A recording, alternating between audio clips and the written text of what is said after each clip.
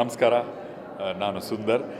X and Y Satyaprakash ಅವರ ಮುಂದಿನ ಚಿತ್ರ ತೆರೆ ಕಾಣ್ತಾ ಇದೆ.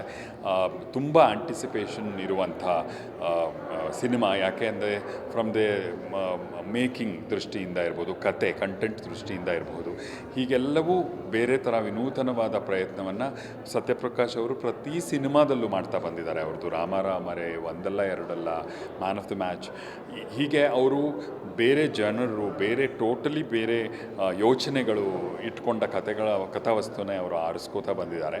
ಎಕ್ಸ್ ಆ್ಯಂಡ್ ವೈ ಇದಕ್ಕೆ ಹೊರತಲ್ಲ, ಆದರೆ ಅದೆಲ್ಲದಕ್ಕಿಂತಲೂ ಡಿಸ್ಟಿಂಕ್ಟಾಗಿ ನಿಲ್ಲೋದು ಇದು ರಂಜನೀಯವಾದ ಒಂದು ಸಿನಿಮಾ. ಇಟ್ ಈಸ್ ನಾಟ್ ಈ ಅವಾರ್ಡ್ಗಾಗಿ ಅಥವಾ ಅಂಥ ತುಂಬ ಗಹನವಾದ ವಿಷಯನ ಬಹಳ ತಲೆ ಮೇಲೆ ಹೊತ್ಕೊಂಡು ಬರಬೇಕಾದಂಥ ಥರ ಅದನ್ನು ಪ್ರೆಸೆಂಟ್ ಮಾಡಿದ್ದಾರೆ ಅಂತ ಅಲ್ಲ.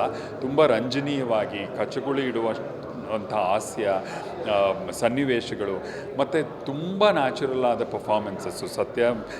ಸತ್ಯಪ್ರಕಾಶ್ ಅವರು ತಾವೇ ಖುದ್ದು ಒಂದು ಮುಖ್ಯ ಪಾತ್ರವನ್ನು ಮಾಡಿದ್ದಾರೆ. ಅವರು he comes out as A pleasant surprise. ಬಹಳ ಮುದ್ದಾಗಿ ಬಹಳ ಚೆನ್ನಾಗಿ ಮಾಡಿದ್ದಾರೆ. ಬೃಂದ ನಮ್ಮಲ್ಲಿ ಹೆಚ್ಚು ಬಳಸ್ಕೊಳ್ಳದೇ ಇರುವಂಥ ಪ್ರತಿಭೆ ಅಂತ ಅನಿಸುತ್ತೆ. ಅದು ಬಹಳ ಅದ್ಭುತವಾದ ಕಲಾವಿದೆ. ಅವ್ರಿಗೆ ಆ ಪ್ಲ್ಯಾಟ್ಫಾರ್ಮ್ ಅಂತ ಒಂದು ಸಿಕ್ಕಿದೆ.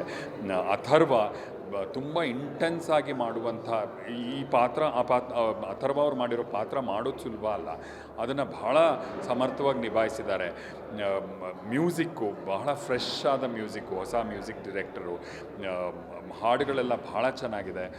ನೀವು ಈಗಾಗಲೇ ನೋಡಿರ್ಬೋದು, ಗೋವಿಂದ ಸ್ವಾಮಿ ಆಗಿರ್ಬೋದು, ಯಾಕೆ ಈ ಥರ, ರಾಜೇಶ್ ಕೃಷ್ಣ ಅವರು ಹಾಡಿರೋ ಯಾಕೆ ಈ ಥರ, ಇದೆಲ್ಲವೂ ಬಹಳ ಹೊಸತನದಿಂದ ಮತ್ತು ಯೂತ್ಗೆ, ಎಸ್ಪೆಷಲಿ ಇವತ್ತಿನ ಜನ್ರೇಷನ್ನು, ಅವ್ರು ಯಾರು ದೇ ಡೋಂಟ್ ಮೈಂಡ್ ಯಾರು ಆ್ಯಕ್ಟ್ ಮಾಡ್ತಾ ಇದ್ದಾರೆ, ಯಾವ ಸ್ಟಾರ್ ಇದ್ದಾರೆ, ಯಾರು ಮ್ಯೂಸಿಕ್, ಇದು ಯಾವುದನ್ನು ನೋಡದೆ ಮುಕ್ತವಾಗಿ ಅಕ್ಸೆಪ್ಟ್ ಮಾಡ್ಕೊಳ್ಳುವಂಥ ನಮ್ಮ ಯೂತು ಇದನ್ನು ಡೆಫಿನೆಟಾಗಿ ಇಷ್ಟಪಡ್ತಾರೆ.